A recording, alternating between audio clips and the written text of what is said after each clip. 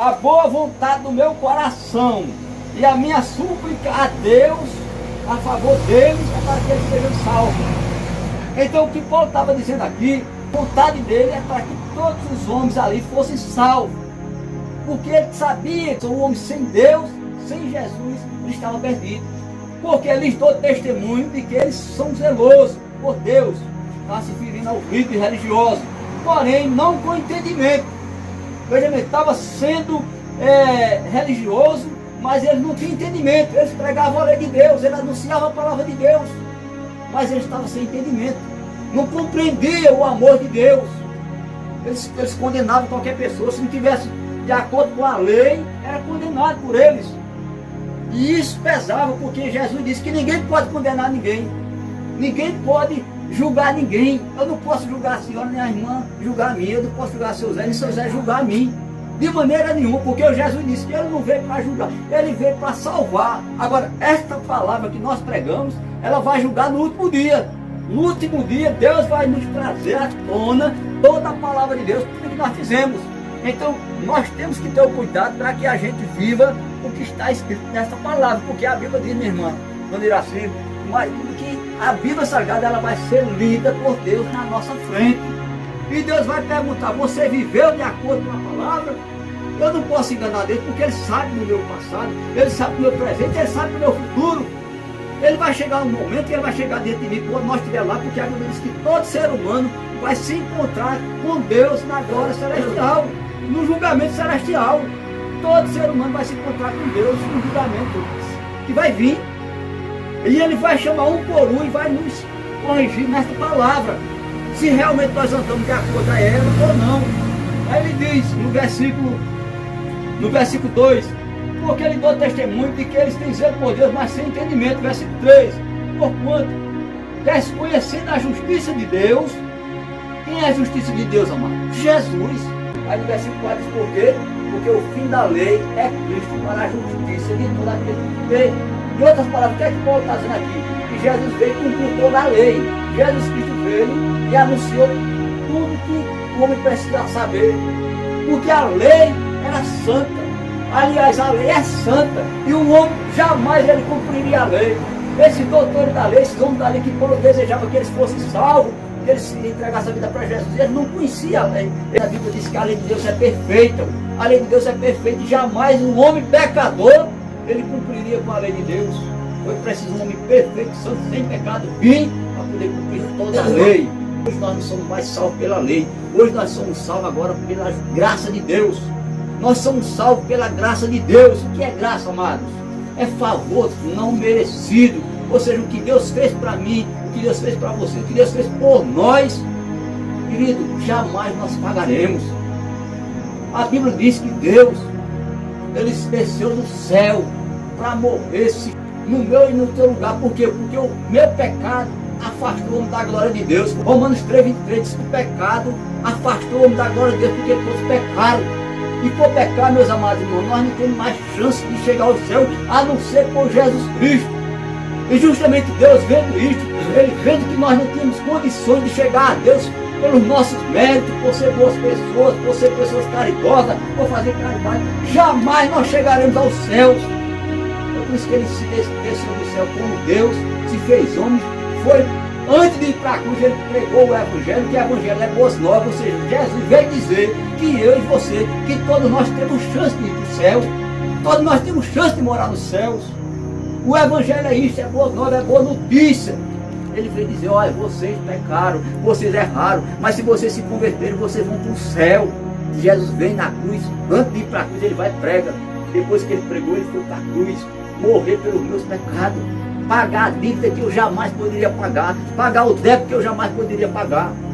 Ele foi na cruz, Ele deu a sua vida por nós. A Bíblia diz, amados, que o meu pecado, irmão Valdo, meu pecado, nosso pecado, o pecado da humanidade foi quem matou Jesus. Teve algo que aconteceu para que aquela morte fosse realizada. Ele perdoou meus pecados.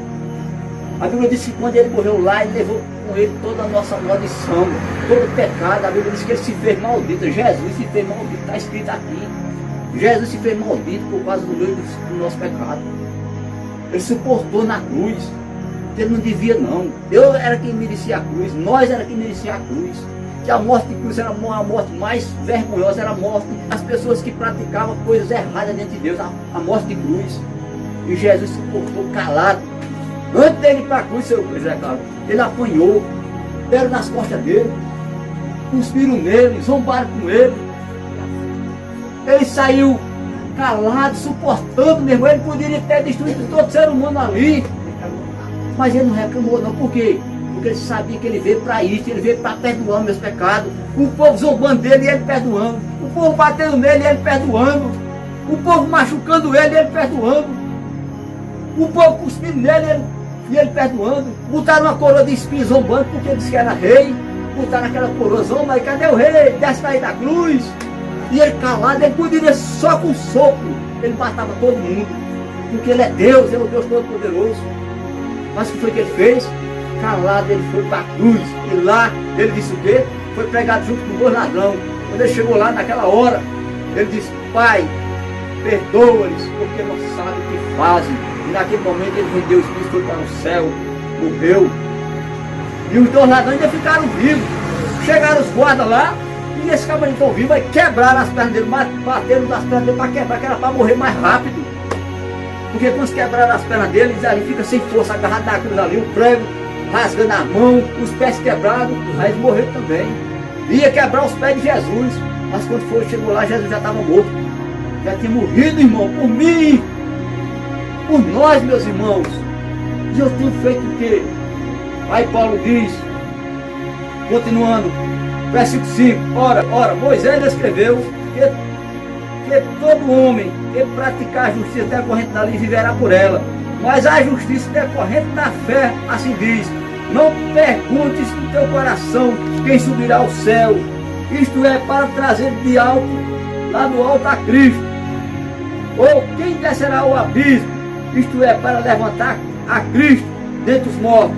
Porque, porém, que se diz a Escritura, a palavra está perto de ti, ó, a palavra está perto de ti, está na tua boca, está no teu coração. Isto é a palavra da fé que pregamos. Veja bem, aí no versículo 9, veja bem, o versículo 9 diz a palavra do Senhor: se com a tua boca confessares a Jesus como Senhor, irmão, nós precisamos confessar a Jesus como Senhor. Todo ser humano ele tem que confessar a Jesus como Senhor. Se não confessar, não tem salvação. O que é confessar? Ele vai dizer: se com a tua boca confessares a Jesus como Senhor, e no teu coração creres que Deus o ressuscitou dentre os mortos, o que é que acontece? Tu serás salvo. Querido, nós temos que confessar Jesus com a nossa boca, não ter medo, não ter vergonha. Senhor, eu te recebo. Por quê, irmão? Porque eu pequei. Jesus morreu por causa dos meus pecados. Senhor, quer confessar e dizer: Senhor Jesus, eu errei. Senhor Jesus, eu pequei. Senhor Jesus, me perdoe pelo que eu fiz. Senhor Jesus, eu entrego a minha vida para o Senhor. Senhor Jesus, daqui por diante o Senhor vai ser o meu Senhor, o meu Salvador. O Senhor vai ser o meu Deus. Confessar com a boca. Todo aquele que confessar o Senhor com a sua boca, e no teu coração crer. No coração, por que coração, amado? Porque o coração é a fonte da vida. Quando se fala esse coração, fala de todo o seu ser. Porque não é só confessar na mente, não só de lábio não, mas é do coração, é toda a sua vida. E ele diz, no versículo 10, porque com o coração se crê para a justiça, e com a boca se confessa a respeito da salvação. Porquanto a Escritura diz: todo aquele que nele crê não será confundido, amado. Sabe o que é isso, amado? Uma pessoa não ser confundida, todo aquele que nele crê, é alguém olhar para você e dizer: esse homem é diferente, esse homem é diferente, essa mulher é diferente, ela carrega o traço de Cristo.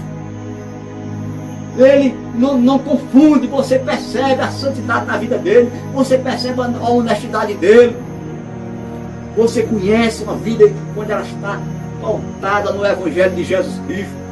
E ele diz mais: porquanto a Escritura diz: todo aquele que nele crê não será confundido, pois não há distinção entre judeus e gregos, uma vez que o mesmo é Senhor de todos, rico para com todos os que o invocam. Então ele é o quê?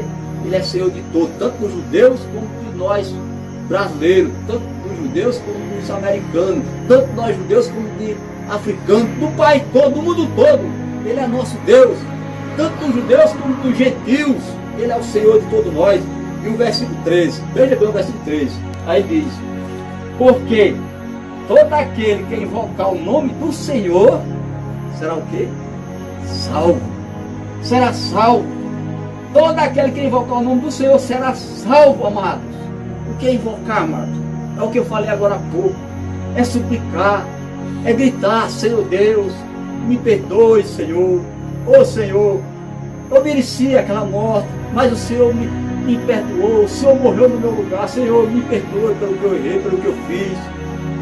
Lá em Isaías 53 diz que o castigo que nos traz a paz estava sobre ele, e pelo seu sofrimento, amado, nós fomos sarados, curados, libertados. Nós fomos libertos, amados. Aí eu pergunto: o que é que eu tenho feito por Jesus? O que você tem feito por Jesus? O que nós temos feito por Jesus, irmão? Dormimos, Deus dá um ano de vida, Deus dá a sua vida. O seu aniversariou ontem. Deus lhe deu a vida porque a vida é dele. Eu não sei se eu completo um ano amanhã. Eu não sei se eu tenho esse dia amanhã, não. Quero agradecer a Deus por fazer esse trabalho aqui na casa dos nossos irmãos Zé Carlos, Dona Nancy. Agradecer em especial, né, sempre ao nosso Deus, porque nos proporcionou mais uma noite abençoada, a palavra do Evangelho, que não foi dele, mas foi da parte de Deus. E agradecer a todos que sempre nos assistem, sempre nos dão aí esse privilégio de deixar entrar também na casa de vocês. E esse foi mais um trabalho do Senhor Jesus, para a honra e glória. Amém. Jesus. Fique com Deus até o próximo. Deus abençoe.